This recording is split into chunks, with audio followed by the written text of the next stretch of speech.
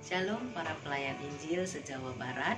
Saya mengucapkan selamat tahun baru buat kita semua, dan biarlah kiranya di tahun yang baru ini Tuhan melimpahkan rahmat dan kasih-Nya yang baru di dalam kehidupan kita. Hari ini kita membaca di dalam kitab Kejadian pasal 34 sampai pasal yang ke-36. Apa yang dapat kita pelajari dari ketiga pasal ini? Bapak Ibu, di dalam Kejadian pasal 34 ayat yang pertama sampai 31, bagian firman Tuhan di atas menceritakan bahwa anak perempuan Yakub yang bernama Dina ditangkap dan diperkosa oleh Sikem anak Hemor. Kita bisa belajar dari pasal ini bahwa kita perlu bijaksana dalam tindakan. Bagaimana seharusnya tindakan kita jika kita disakiti, dijahati, dihina, dan dipermalukan. Tuhan Yesus berkata dalam Matius pasal 5 ayat 38 sampai 39, "Kamu telah mendengar firman, mata ganti mata dan gigi ganti gigi, tetapi aku berkata kepadamu, janganlah membalas kejahatan dengan kejahatan."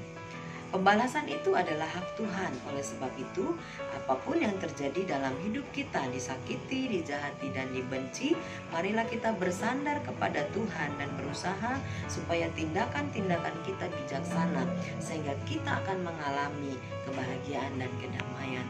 Yang kedua, di dalam pasal yang ke-35 ayat yang pertama sampai ayat yang ke-29, peristiwa yang dialami Yakub bersama seisi rumahnya membuat ia harus meninggalkan Sikem. Kemudian Allah menyuruh Yakub pergi ke Betel dan mendirikan mezbah di sana baginya.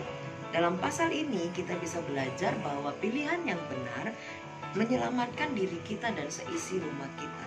Dalam Kejadian pasal 35 ayat 2, firman Tuhan berkata, "Lalu berkatalah Yakub kepada seisi rumahnya dan kepada semua orang yang bersama-sama dengan dia, jauhkanlah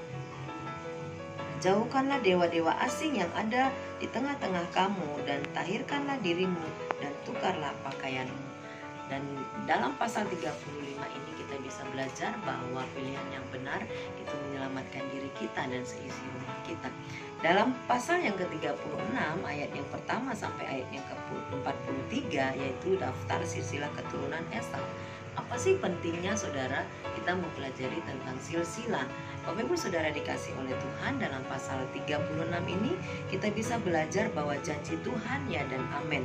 Dalam ayat 8 sampai dalam ayat yang ke-6 sampai ayat yang ke-8 firman Tuhan berkata, "Esau membawa istri-istrinya, anak-anaknya lelaki dan perempuan, dan semua orang yang ada di rumahnya, ternaknya, segala hewannya, dan segala harta bendanya yang telah diperolehnya di tanah Kanaan.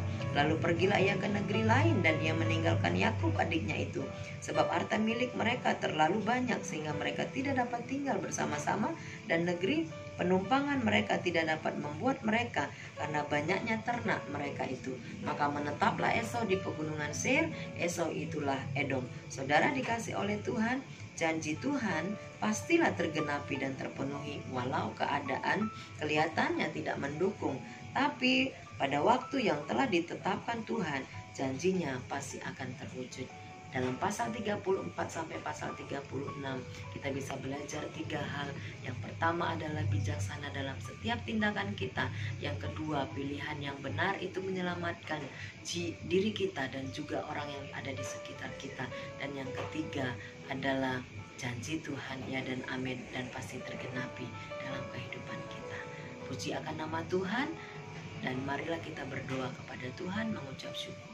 Bapa di surga, kami mengucap syukur, biarlah kiranya Tuhan firman yang kami baca dalam 3 pasal ini akan menguatkan kami, meneguhkan kami, sehingga kami boleh berjalan seturut dengan firman-Mu.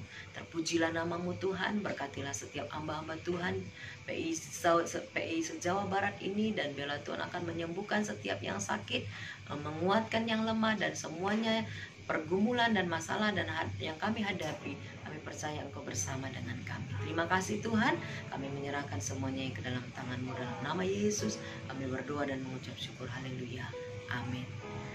Salam sehat selalu saudara, tetap semangat, Tuhan Yesus memberkati.